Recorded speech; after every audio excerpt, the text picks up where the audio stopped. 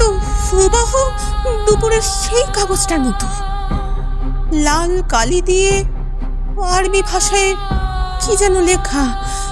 আর আর ঘরটা কেমন এক অদ্ভুত তীব্র মিষ্টি আতরের গন্ধে ছেয়ে গেল না?